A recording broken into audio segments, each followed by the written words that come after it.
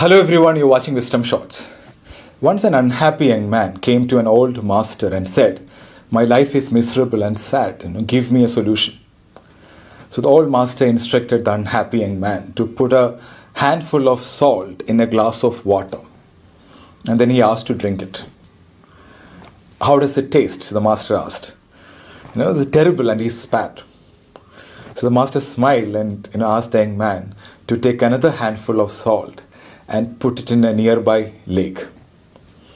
So now drink from the lake. "How does it taste?" "It is fine," he replied. "Do you taste the salt?"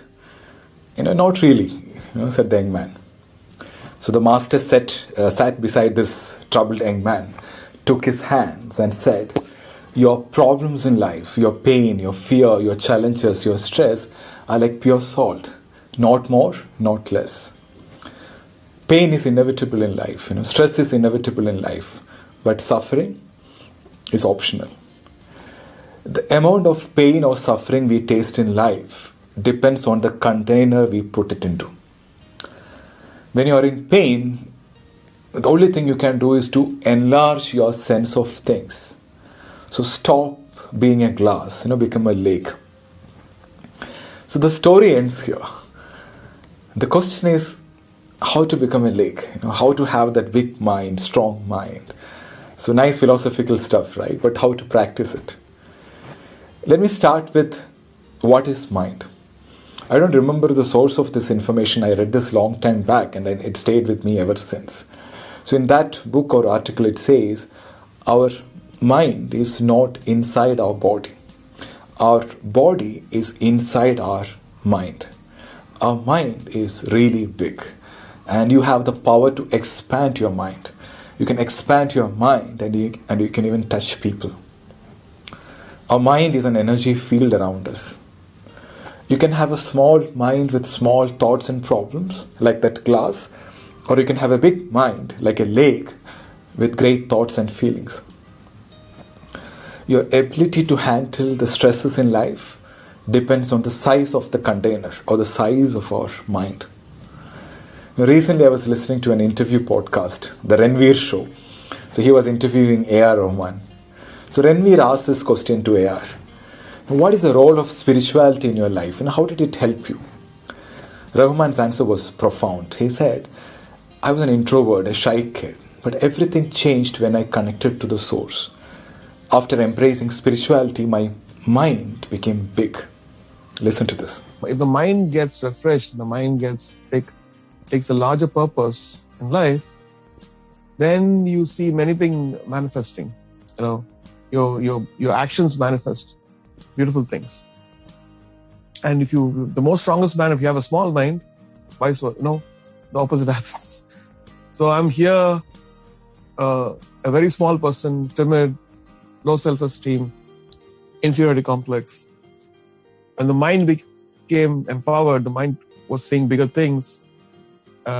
Under that shadow of that spirituality, everything reflected in my life. The decisions I took and the confidence with every step, it was about praying and wishing that it'll go well for either for me, for other people.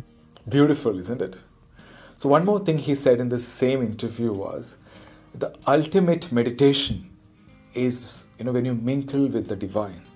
He said there is 70,000 screens between you and God. And each screen is removed by your positive thoughts and actions.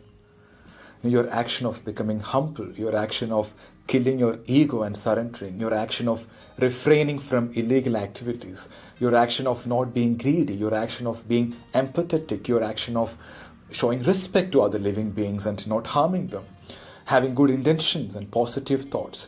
By these actions, each screen goes off and you finally mingle with the divine. So by these actions, your mind becomes bigger and bigger, stronger and stronger, like a lake. See, the core teaching of all religions is to make your mind big and strong. And if you look at yoga, right, the word itself means union of individual consciousness with that of the universal consciousness. Small mind to big mind. Now, all these asanas and all are just one part, but for real union, Patanjali teaches yama and nema, right? A set of personal values and principles. And yama and nema principles are very close to what Rahman said about clearing screens to reach the God. See, whatever pain we have in life, problems, sufferings, the solution is to make our mind bigger, stronger, to face those challenges. If your mind is small and if the problem is big, that's when we suffer. As Wayne Dyer says, there's a spiritual solution to all our problems. So every day find time for meditation, prayer, or any rituals to connect with the universe. If you have ever practiced any form of meditation in your life, you know what I'm talking about. Whenever we meditate, we expand our mind. But when you feel depressed or sad, you close yourself. Your mind becomes smaller and smaller. When you think of others, when you love others, when you help others, your mind expands. If you think only about yourself, your mind becomes small. So please make a conscious effort to put love, peace above everything else, to maintain that high vibration. Think and give away thoughts of peace and love in any conflict situation. Whenever you feel low or sad, know that your lower vibration will attract more of the same.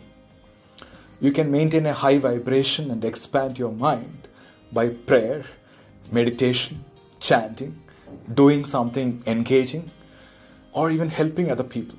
So whatever works for you. Stop giving attention and energy to negative thoughts. See, all of us are going through real tough time right now, right? A lot of negativity around us. So like the way we take vaccines to protect our body, it's also important to protect our mind, heal our mind by connecting to some source which gives you positivity. Our mind is everything. So be the energy you want to attract. Have a big, strong mind. So my sincere prayers, for a better tomorrow for all of us. Thank you so much for watching.